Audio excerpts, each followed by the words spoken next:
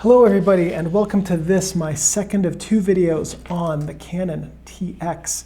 In the first video we covered all of the things on it and what they are. In this video we're going to talk about what they do. First thing we're going to do is talk about batteries for this camera because that's a point of a lot of confusion. So I'm going to explain what your options are. So firstly, here's the battery chamber on the side. You're going to use a nickel, a US nickel, or whatever coinage you have that will fit in there. And just start to unscrew it. And once you start, you should be able, with the knurls on the cap, to finish it with your fingers, which lets you catch it so you don't drop it. So you want to finish this with your fingers if you can. Here's the battery chamber. This is a type 625A battery, an Li 625. This is the modern battery that fits this size, but it is the wrong voltage. So you can use one of these, but it's going to make all of your images about 2 stops underexposed. When you put the battery in, you just thread the cap on, and honestly, if you do it right, you don't even need to use the nickel to tighten it. You can just thread it and unthread it that way. The battery cap should thread on nice and easy. The threads should just go right into the raceways very smoothly. If it takes force, then what you want to do is back this out and try again. You don't want to cross-thread this because cross-threading it at best ruins your battery cap, which is an expensive replacement part, or at worst ruins the threading on the camera housing, which means your battery cap will not be able to rethread into your camera or not be able to easily. Okay, so modern battery, we'll talk about how to use that in just a minute. If you don't have a modern battery, this is a little brass dumb adapter. You can take a 357 class battery and put it in there and then load it into the battery chamber that way. Another option which people will sell you on are these. These are $30 to $40 MR9. They're called voltage adapting battery adapters. And they take a 357 battery and they adapt the voltage to 1.35 volts so that the metering will work correctly. However, these also make the whole thing just slightly thicker than they're supposed to be, and this model camera will not accept a voltage adapting battery adapter. It will not let the battery chamber, the battery cap, be rethreaded into the battery chamber, and that's because there's a spring on here that it's just a little bit too much tension. So for this model camera, the voltage adapting adapters will not work. So what options do you have for batteries with this? Because like I said, if you use a standard 1.5 volt battery, all of your images will be about 2 stops dark or underexposed. They'll be very difficult to use, if at all. The first thing you can do is go ahead and use a modern 1.5 volt battery and then compensate for it with the ISO dial. So what that means is that after you put the battery in, which let's pretend that I have a battery in here. It doesn't matter that I don't have one in here. The light meter on this camera is shot anyway. So you've got your battery in there, and we're going to advance the film just because. We're going to set the aperture on your lens to f16, and we're going to go outside on a sunny day, and you're going to stand with the sun to your back. Let's say we have 400 ISO film in there. We're going to set the shutter speed to 1/500th. Now what you're going to do is take a meter reading, and the meter should show you that you need 2 more stops of light, roughly. All you need to do is adjust your ISO or ASA dial until you get a proper meter reading, and now you have compensated for the voltage difference in the battery versus what the camera is expecting. You'll have to do this a few times over the life of the battery because as the alkaline batteries die, their voltage output changes, and that the cameras like this of this vintage that use the mercury batteries do not know to compensate for that. So every few months or so, assuming you keep the lens cap on your camera when you're not taking a photo, you'll just need to readjust the ISO setting. And when it gets down to being correct, that's when it's time to buy a new battery. The other option is you can have the circuitry modified in this. Now, because the doing of that would require the removal of the top plate of the camera, and that's kind of a tricky thing to do with this model camera, the best bet is, if you have one of these, send it off for an overhaul. It probably could use it anyway, to get cleaned up and recalibrated, and then just ask the repairman that you use to modify the circuitry at the same time. Then you can use the modern 625 batteries without compensating your voltage once you do that. So those are your options. Realistically, the process of installing the diode or resistor or whatever it is for this is really simple. It's cut a wire, solder two things. I've done it on many cameras, just not ones where the whole top plate has to be removed and there's tricky stuff under there. So that's your battery and your battery options. Next, let's talk about mounting and unmounting lenses. So there's a red index dot here, and then there's one on the lens there. What you want to do to unmount them if you have a silver ring lens is just turn it counter or anti-clockwise until they line up. And if it's going to cooperate, there we go, then you can remove the lens. To mount your new lens that you're putting on, find the red dot, line them up. You want to make sure, by the way, that this red dot is aligned with your focus scale. If it's not, then it won't mount properly. Line up the red dots, turn this clockwise until it stops. There's not a click or anything like that. And now you have mounted the new lens that you're putting on there. Very simple to do.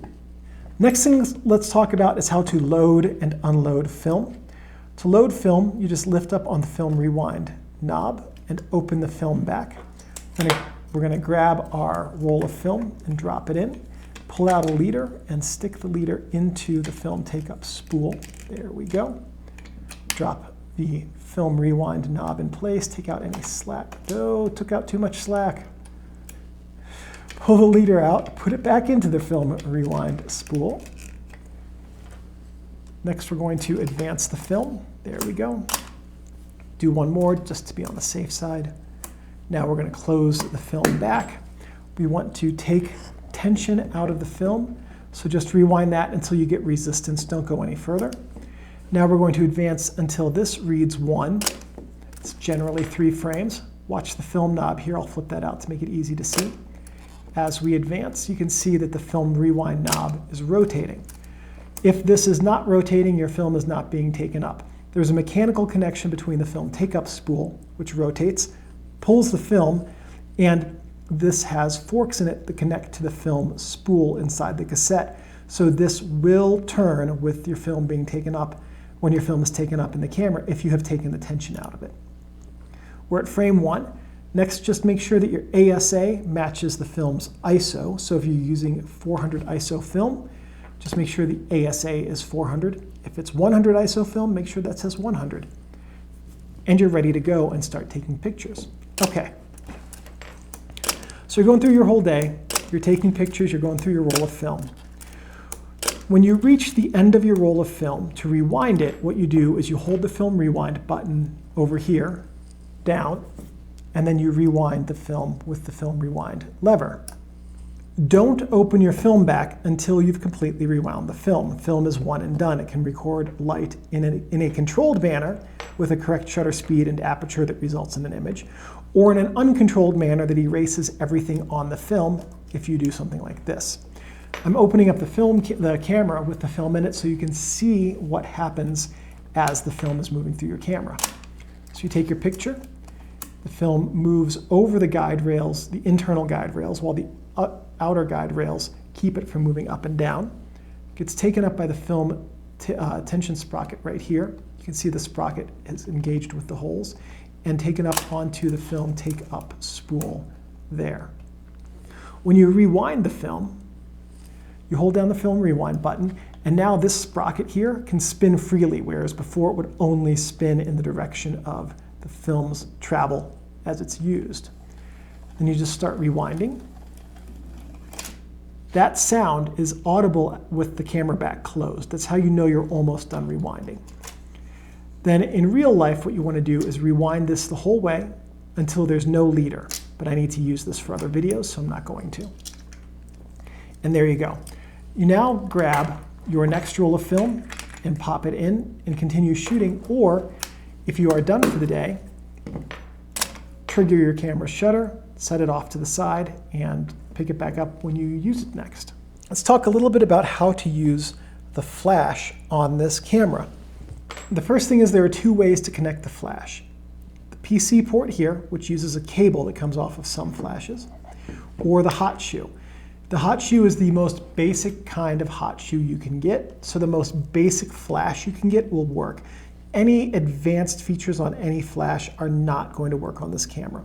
So if you're looking to buy a new flash for it, you can buy the most basic flash that you can get with manual controls on the back of it. And that's all you're going to be able to use. If you want to buy a used flash, by all means buy like an old 80s Vivitar or Sunpack or something like that, and it'll work just fine on this camera. So the flash sync speed is 1/60th of a second right there in orange. What that means is that's the fastest shutter speed you can use. Let's talk about why that is before we get into flash technique. So let's say that what you're seeing in the video right now represents what's going to be on your film when you take a picture. You have your curtains here, which are represented by my hands. The first curtain travels, and when that first curtain finishes its travel, the flash fires. Then the second curtain travels, and then you advance the film and they reset. So let's say you take a picture at 1/60th of a second. First curtain finishes its travel. The entire film plane is exposed to light for about 1/60th of a second. When that first curtain finishes its travel, the flash triggers, and then the curtain closes. Okay, what if you take a photo at a 1/2 second? First curtain travels, reaches this end of its travel, the flash is triggered. 1/2 second of time, the film is open to light, and then the second curtain closes and you advance the film like that. Okay, this has a maximum shutter speed of 1/500th. What if you shoot 1/500th with the flash ready to go? First curtain, and take that back. The shutter speed is not controlled by how fast the curtains move, but by the gap between them. So at 1/500th, the first curtain will go, and then the second curtain will go behind it. So there'll be a sliver, a slit between the two curtains, exposing the film to light. So if you use 1/500th, the flash will still trigger when that first curtain hits the end of its travel, but the second curtain will have started traveling as well. So there'll be some amount of light, or some amount of space here that receives light from the flash, and then the rest of it won't because it'll be blocked by that curtain. So anything faster than 1/60th of a second, you're only going to get a partial frame if you trigger the flash. You'll get to know how large the distance is between the two curtains, but that's the only data point it's going to give you, and you won't get a usable image out of it. So let's talk about some basic flash use techniques, and for this you're going to have to turn your head sideways. Let's say that my little light here represents a camera flash. And if you mount your flash up here on top of your camera, this is literally the worst place to put it. The light from your flash will travel out towards your subject, back down to your lens, and it will make your subject look flat and waxy. So this is not flattering, especially for photos of people. If you're going to mount the flash on top of your camera, try to get one that has an articulating head.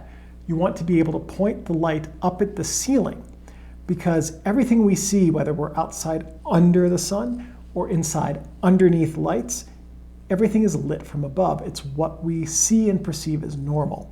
So if you can light your subjects from above by bouncing the light of the flash off the ceiling, back down to them, and then back to the lens, you will give your subjects a more flattering and natural looking light.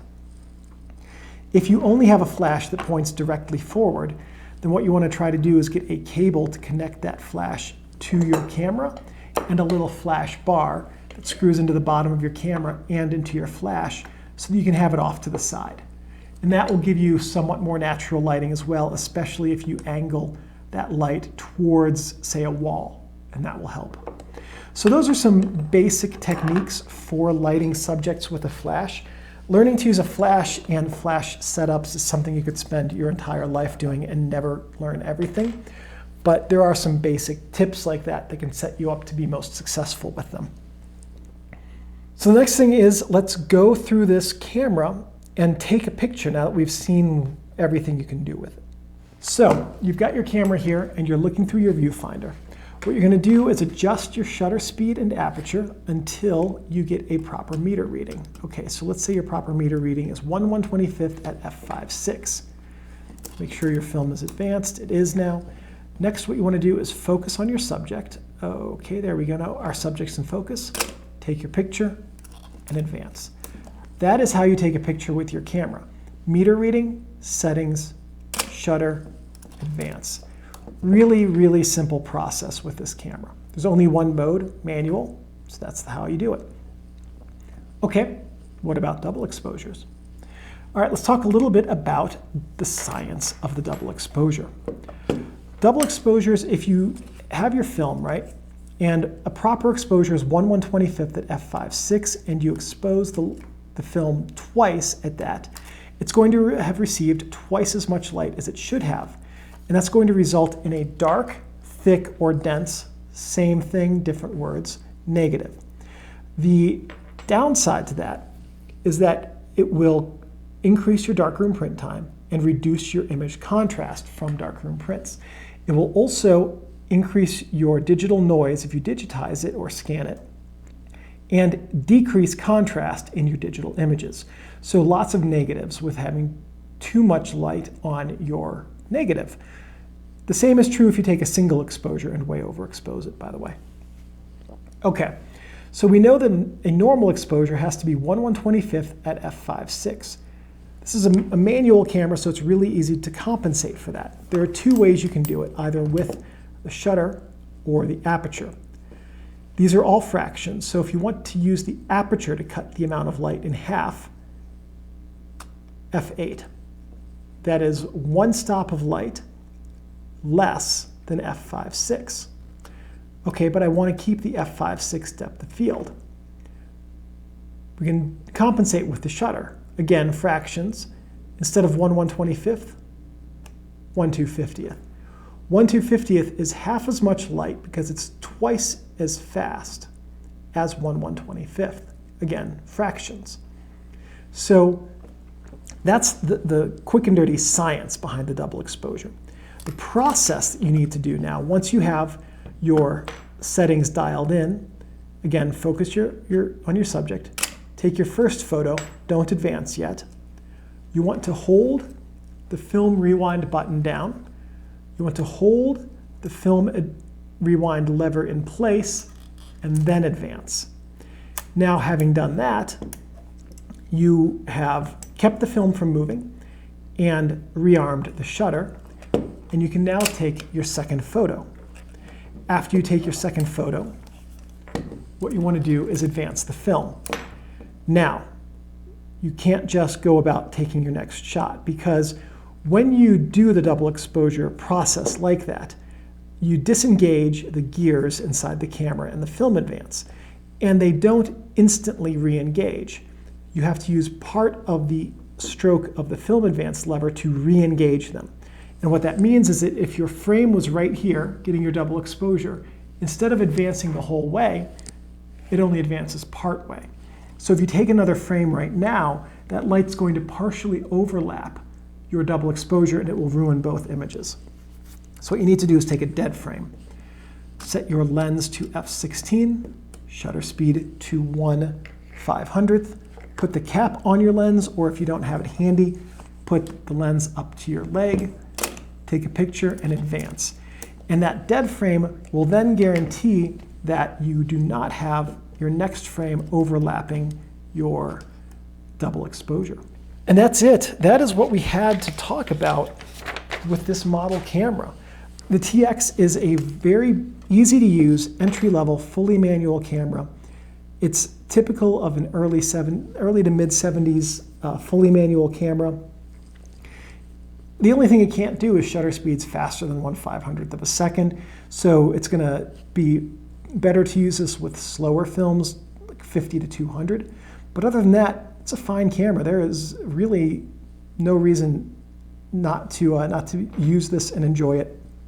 absolutely fantastic first camera for learning on. Thank you for watching this video. Please give me a thumbs up. That lets me know that I'm on the right track producing content which is useful and helpful to you. If you have any questions or comments, please leave those in the comments section below. I'm pretty good about checking these every couple of days and answering questions. If you have any suggestions or ideas for future videos, and if I have the technical know-how and equipment, I'm more than happy to make those. One last thing. Thank you everyone for watching, and I'll see you in the next video. I gotta get up, Steinbeck. I have to turn off the camera.